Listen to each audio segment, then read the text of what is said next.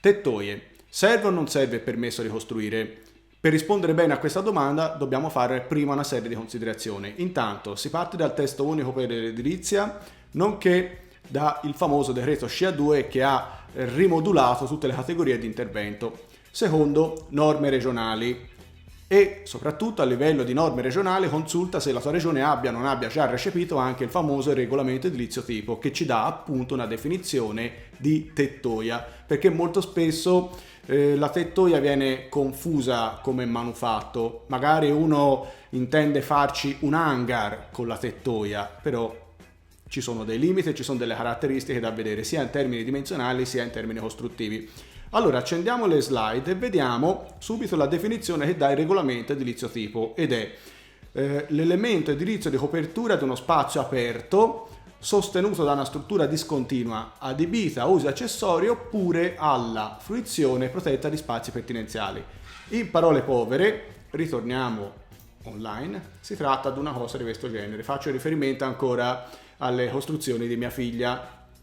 In sostanza è uno spazio aperto, ci dice, che è coperto, quindi c'è una partizione di qualunque tipo, che può essere magari con falde a copertura o piano, e ha strutture discontinue, quindi puntiformi, pilastri, quindi non lo puoi chiudere, perché nel momento in cui lo chiudi non è più una tettoia, comincia a diventare un manufatto, un volume, e allora le cose sono un po' diverse.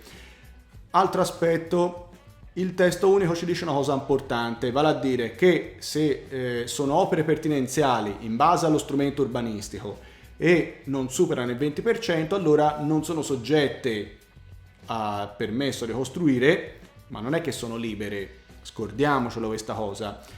Potrebbero rientrare o in SCIA o in CILA, e anche qui è difficile dirlo con certezza, bisogna valutare caso per caso e regione per regione, perché ogni regione comunque in qualche modo ha voluto dire la sua su questo aspetto. Però partiamo dal presupposto, non è edilizia libera, non compare neanche la tettoia nel famoso glossario dell'edilizia libera. Perché? Perché giustamente si va a fare un intervento che mi va a incidere come trasformazione permanente del suolo.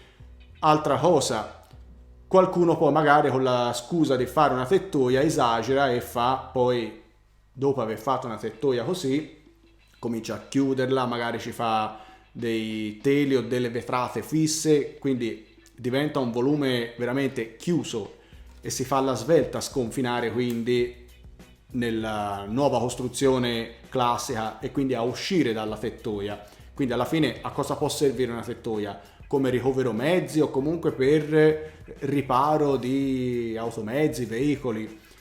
Quindi verificare intanto se si rientra o meno nel regime pertinenziale di un fabbricato esistente. Occorre quindi il fabbricato esistente, non è che io sono in campagna, ho un terreno libero e piazzo questo così dalla mattina alla sera, perché non è pertinenziale. È ovvio, manca un fabbricato legittimato e preesistente, primo punto.